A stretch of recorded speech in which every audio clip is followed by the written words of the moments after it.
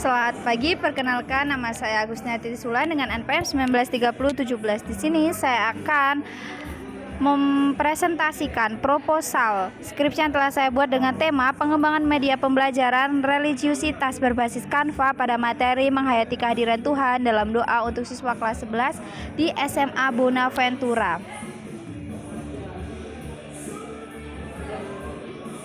Yang pertama, saya akan memaparkan latar belakang di mana perkembangan teknologi informasi yang semakin maju mendorong pembaruan dalam proses belajar mengajar, yakni kita dapat jumpai dalam kemajuan iptek dan mengakibatkan perubahan dan pertumbuhan ke arah yang lebih kompleks. Hal tersebut ternyata juga selaras dengan Ramli 2012 di halaman 23 yang dikatakan memanfaatkan teknologi komponen pendidikan baik siswa ataupun guru memperoleh banyak informasi dengan mudah. Sehingga ada 6 tren yang masuk di era tersebut. Yang pertama, revolusi digital berkembang dengan pesat, salah satunya dalam dunia pendidikan. Kedua, globalisasi semakin mempererat integrasi antara belahan dunia ditandai dengan pesatnya perkembangan komunikasi, informasi, dan juga transportasi. Kemudian yang ketiga, globalisasi ini ternyata menyebabkan terjadinya pendaratan dunia. Yang keempat, perubahan dunia yang sangat cepat. Kelima, pertumbuhan komunitas baru seperti masyarakat, pengetahuan, informasi, dan juga jaringan. Tentunya juga yang terakhir, fenomena makin kencangnya tuntunan kreativitas dan inovasi sebagai modal dari industri dalam menghadapi persaingan yang berlangsung. Hal tersebut juga dikatakan oleh Jelantik di tahun 2019 halaman yang ke-95 sampai dengan 96. Kemudian hal ini ditandai dengan media pembelajaran, tentunya juga memberikan rangsangan dari luar diri peserta didik melalui indera yang dimilikinya, terutama pendengaran dan penglihatan. Media pembelajaran juga dapat menumbuhkan dan meningkatkan efisien proses belajar mengajar, yang dikatakan oleh Wati dalam 2018 di halaman yang kelima.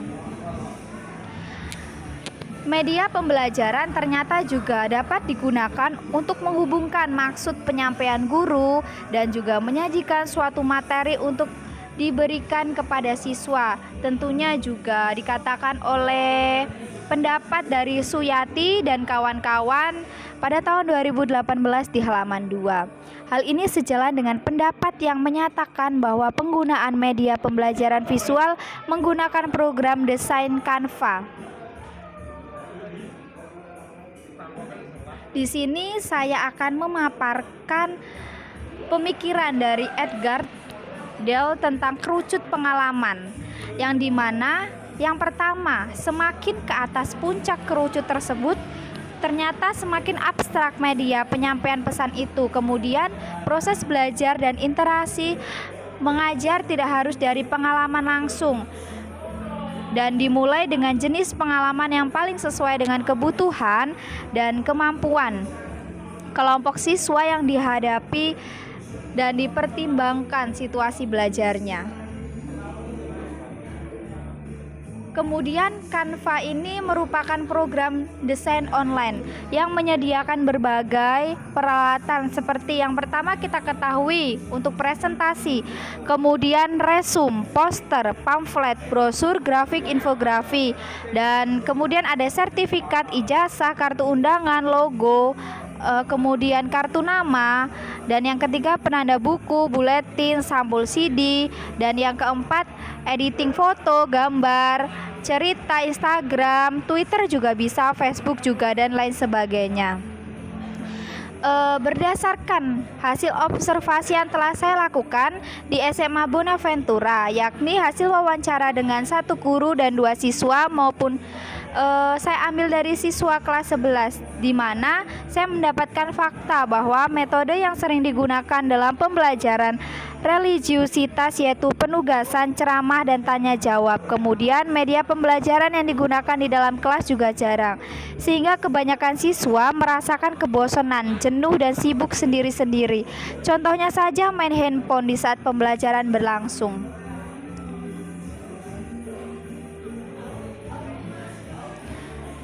media pembelajaran di dalam bentuk PowerPoint ini tentunya memberikan unsur pendukung, yakni aspek visual, dan didukung oleh materi-materi yang dilengkapi dengan gambar-gambar dan video sehingga memudahkan peserta didik untuk memahami materi, menghayati kehadiran Tuhan dalam doa. Berdasarkan latar belakang tersebut, maka perlu pengembangan media pembelajaran religiusitas berbasis Canva untuk siswa kelas 11 SMA Bonaventura. Di sini saya juga akan memaparkan identifikasi masalah. Jadi, yang pertama, belum adanya penggunaan media pembelajaran seperti aplikasi Canva sebagai media pendukung. Kemudian, kurangnya motivasi belajar siswa dalam mengikuti pembelajaran religiusitas. Kemudian, siswa membutuhkan inovasi pembelajaran.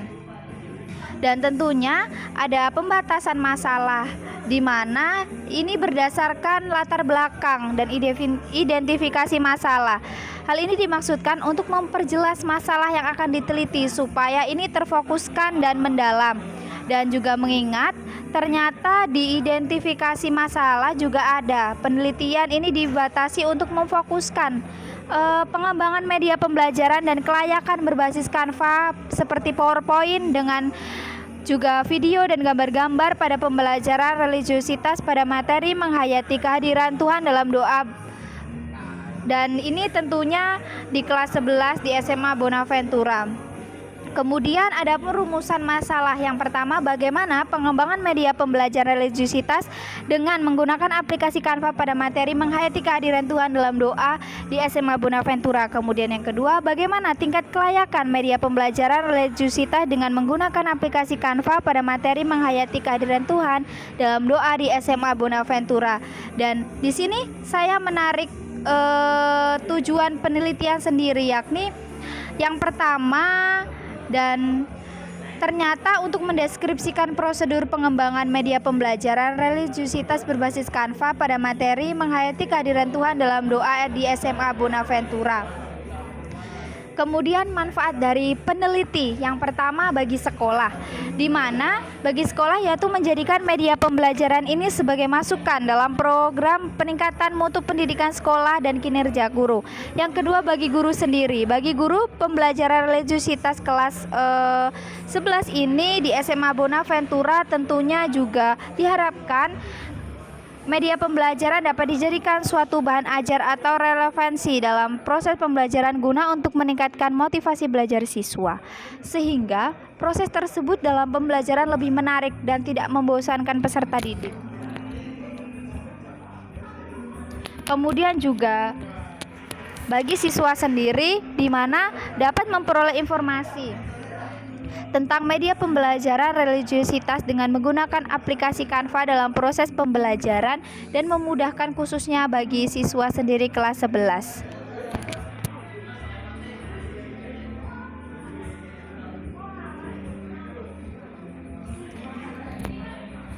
Kemudian yang kedua, selanjutnya spesifik produk yang dikembangkan, yakni di sini dapat dijumpai, dapat dilihat juga bahwasanya produk yang dibuat merupakan media pembelajaran berbasis PowerPoint pada aplikasi Canva. Yang kedua, media pembelajaran berbasis Canva ternyata harus didesain dengan gaya belajar visual dan auditory dalam bentuk PowerPoint. Tentunya juga media pembelajaran dibuat seperti multimedia, yakni memuat materi dan video. Tentunya juga media pembelajaran menggunakan aplikasi Canva harus didesain dengan fitur, dengan font, dengan hal-hal yang menarik, pemilihan warnanya juga.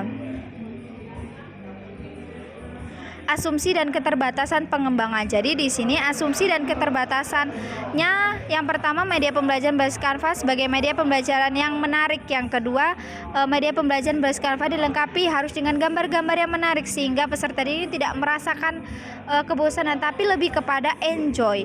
Dan yang ketiga, media pembelajaran berbasis Canva yang dikembangkan dalam penelitian ini hanya dapat digunakan bila terhubung dengan jaringan internet. Agar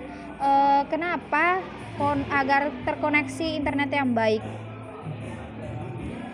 Dan saya akan beralih pada bagian bab 2, di mana di sini teori belajar. Yang pertama, teori belajar konstruktisme. Teori belajar pada pembelajaran mengajukan pendekatan konstruktivis untuk belajar, menekankan bahwa belajar adalah proses khusus dan pribadi yang dicirikan oleh individu yang mengembangkan pengetahuan dan juga pemahaman dengan membentuk dan menyempurnakan konsepnya. Kemudian tidak hanya itu, ada teori belajar kognitif, di mana pada teori belajar psikologi kognitif menekankan konstruksi bahwa mental yang tidak dapat diamati seperti ingatan, sikap, motivasi, refleksi, dan proses internal lainnya. Kemudian adapun gaya belajar visual. Yang pertama, gaya belajar visual, kemudian ada gaya belajar audio ataupun auditory, gaya belajar kinestik.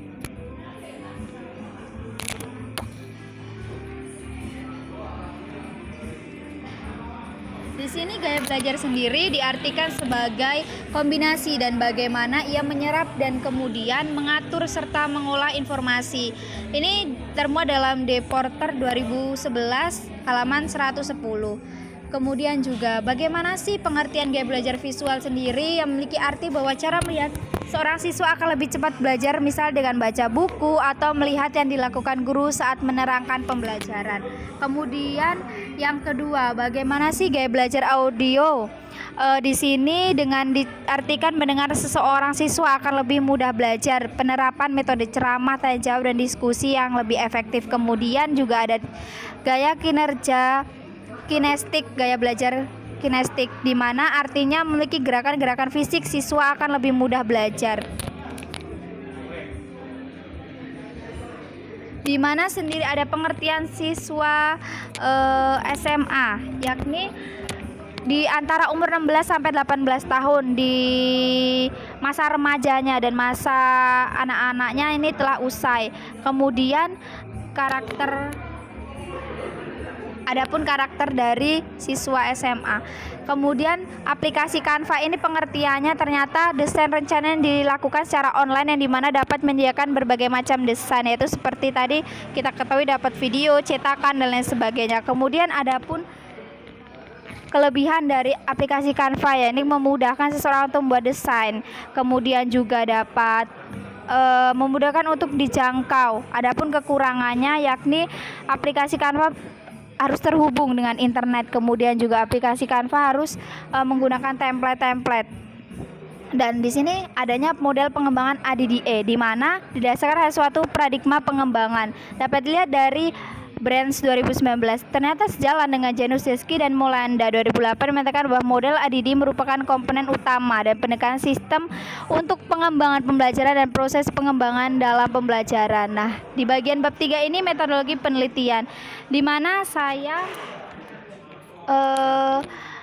akan menjelaskan bagian pengembangan produk, yang dimana yang pertama analisis kebutuhan, analisis materi, pembelajaran, dan analisis lingkungan. Kemudian yang kedua, desain, pengumpulan data, flowchart, dan storyboard. Kemudian yang ketiga, pengembangan, adanya pembuatan materi, validasi ahli, dan sumber belajar tahap 1, revisi dan validasi ahli materi, dan lain sebagainya. Yang keempat, implementasi, di mana ada uji coba pada guru, uji coba pada siswa, revisi yang kedua, uji coba pada siswa, revisi akhir, dan produk akhir. Demikianlah presentasi proposal yang dapat saya sampaikan. Kurang lebihnya saya memohon maaf. Sekian dan terima kasih.